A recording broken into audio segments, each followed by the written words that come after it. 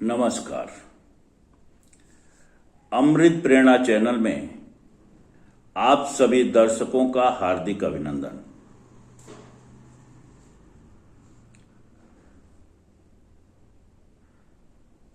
भारत में अनेक प्रांत हैं और हर एक प्रांत की अपनी एक अस्मिता, उसका स्वाभिमान और उसकी अपनी एक खूबसूरती है।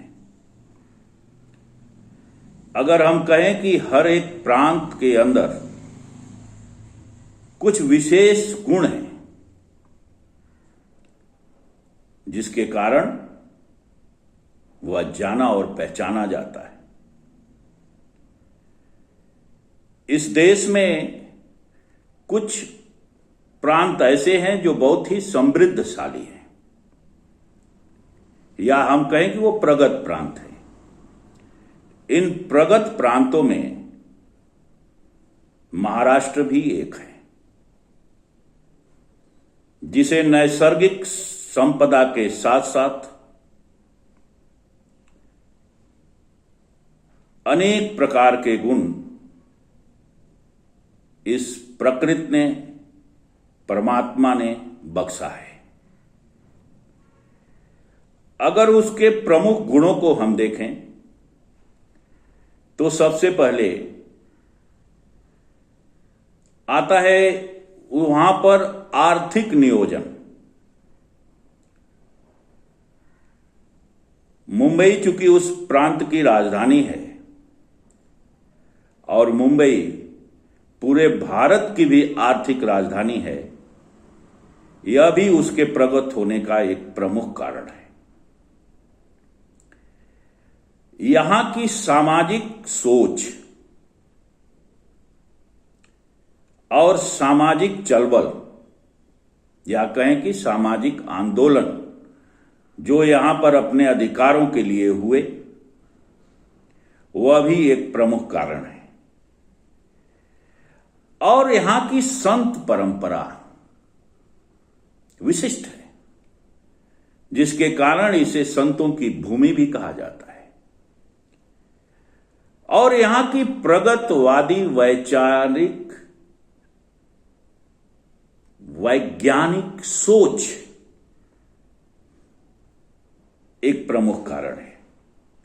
और इन सभी कारणों के अलावा भी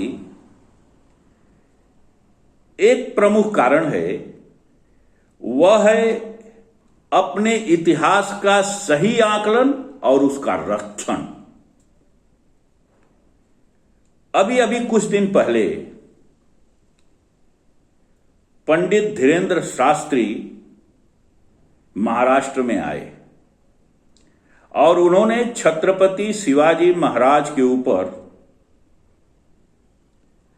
उनके और समर्थ गुरु स्वामी रामदास के ऊपर एक टिप्पणी की,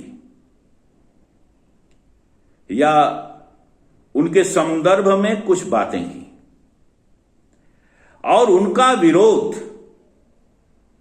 पूरे महाराष्ट्र में हुआ। और पंडित जी ने माफी मांगी।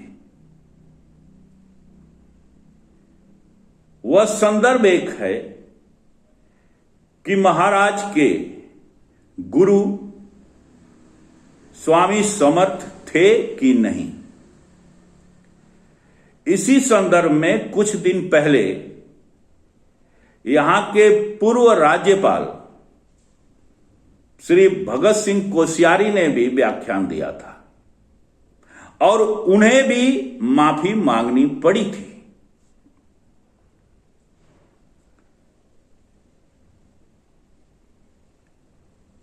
श्री शास्त्री माने पूर्व राज्यपाल से मिलता जुलता वक्तव्य उत्तर भारत में अनेक साधु संत और ज्ञानी जन देते रहते हैं।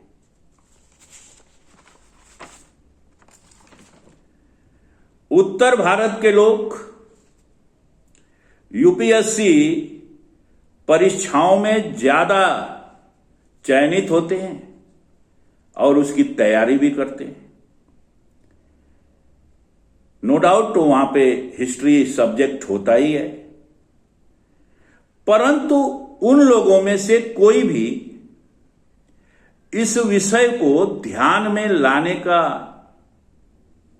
प्रयास नहीं करता है।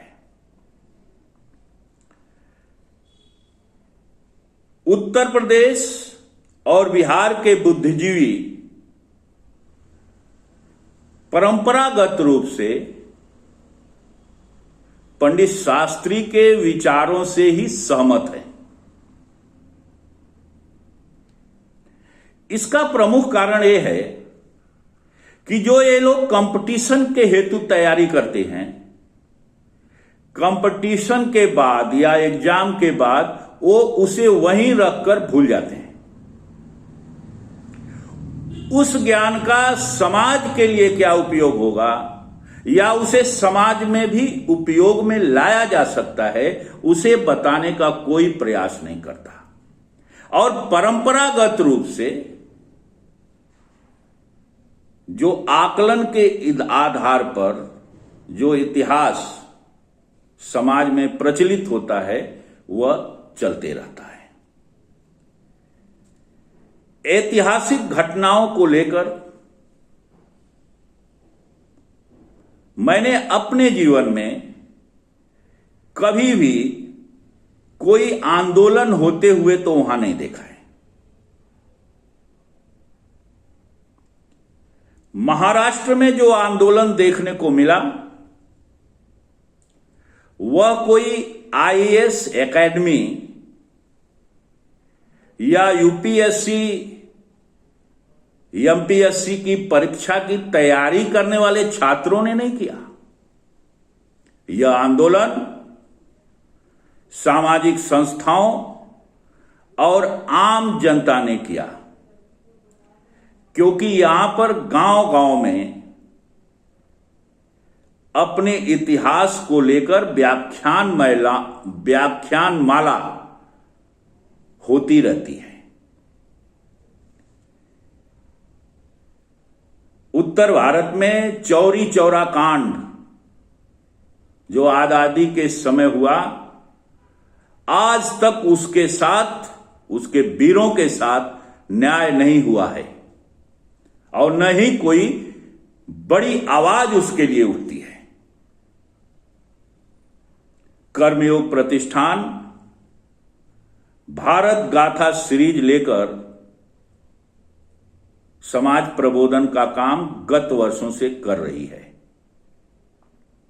और हम लोग विशेषकर उत्तर प्रदेश या उत्तर भारत के युवाओं में इतिहास के प्रति चेतना जगाने का कार्य और सही इतिहास बताने का कार्य अनेक मार्गों से कर रहे हैं।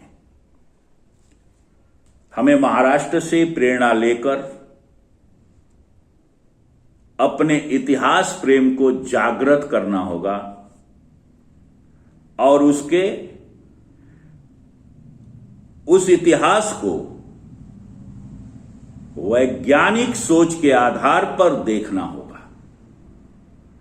तब हम अपने पैरों पर खड़े हो सकेंगे। आज के लिए इतना ही। जय श्री कृष्ण।